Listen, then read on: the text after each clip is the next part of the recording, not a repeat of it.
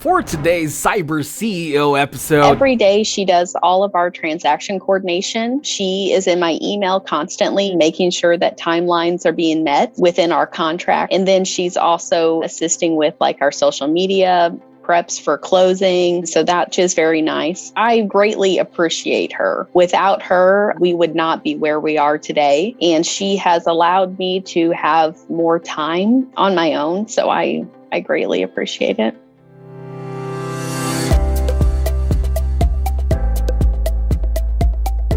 Welcome to Cyber CEO, wherein we talk about how our cyberbackers helped our cyber CEOs take their businesses to the next level. Cyber CEO is powered by Cyberbacker, the world's leading provider of admin support services from anywhere in the world to anyone in the world. Please visit our website www.cyberbacker.com for more details.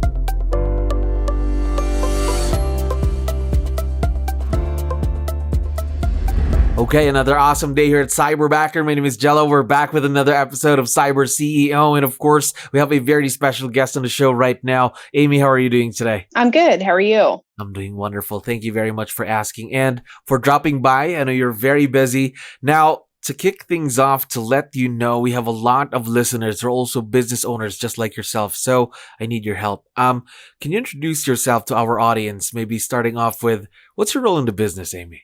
So I am a real estate agent with Keller Williams out of the Joplin, Missouri area, and I am the Rainmaker for my team. So I have a small team here, and that is my main role. So I conduct the majority of our listings and then deal with all the problems that may arise during a transaction.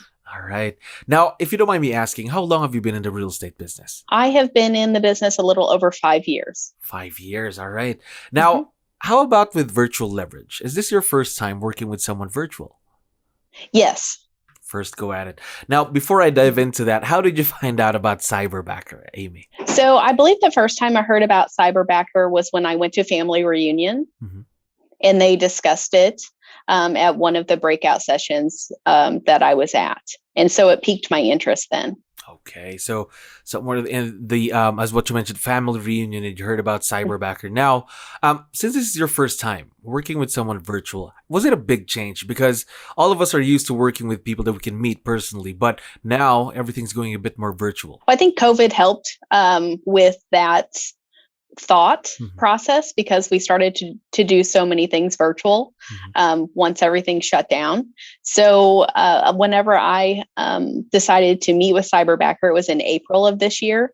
And I was just in a desperate point that I needed help. So I was willing to try it. All right. So now you have the leverage. That's the most important thing. Yeah.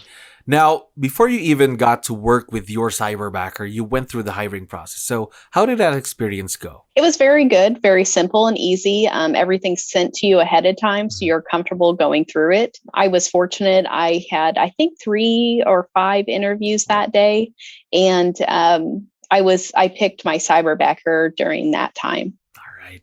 How did you know that she was the perfect fit back then for what you needed for the business?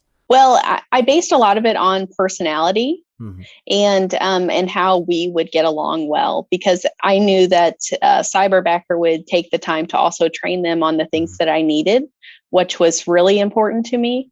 So it was a lot of just, personality. Did I think we were going to work well together and that they would fit with our team well? Yeah, I think that's very important too, because you're going to be working with each other every day of the week. So personality really has to be a match, of course. Next question about your Cyberbacker then. What are the things or what are the tasks that you leverage off to her every day so you can focus on your business? So every day she does all of our transaction coordination. She is in my email constantly, seeing when documents come in, making sure that timelines are being met within our contracts. Is earnest money being delivered? Are we needing to do inspection notices, make sure everything is being tracked for deadlines, which is very nice. And then we meet on that regularly as well. And then she's also assisting with like our social media preps for closing. And so that's her main daily task. So she's almost everywhere then in the business. Almost. Yes. Yeah. Now, I forgot to ask earlier, how long have you been working with her? Since April. Since April. So fairly new then in the partnership. So yeah, her growth is not going to stop. She's going to continue learning. So what are some of the new things that you're planning to let her do? Let's say within the next 3 to 6 months from today. Do you have any plans? Well, we've had that conversation a little bit, and we've added some people to our team. So the goal is not to overwhelm her, because we have more transactions going now than we ever have, which was part of the reason why I wanted to gain that leverage of hiring a cyberbacker, was to increase our transaction count, because we were at a point where I really just couldn't do any more without help. So going forward, we're probably going to focus a little bit more on some smart plans and maybe start touching some of our clients as she has an extra time to do that. So command then, right? Yeah. All right.